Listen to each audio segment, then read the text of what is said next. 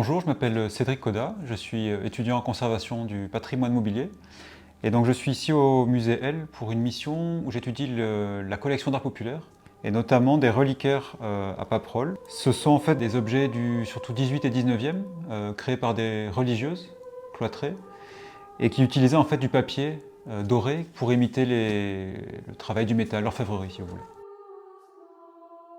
Et donc les paperoles étaient utilisées pour décorer, pour orner des os de saints, des reliques de saints en fait, d'où l'appellation reliquaire à paperolle.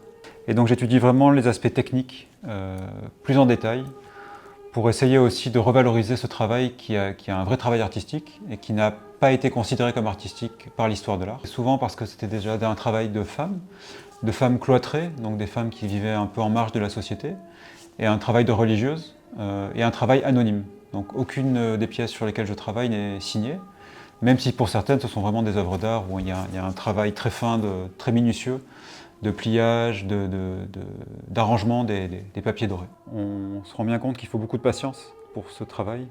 Ce sont en fait des fines bandes de 1 mm, 1 mm et demi de large, qui sont pliées, dorées. Et donc par exemple sur celui-ci de reliquaire, vous voyez que les papiers, il y a vraiment beaucoup de techniques qui se mélangent. Et il y a un effet de profondeur qui a été donné.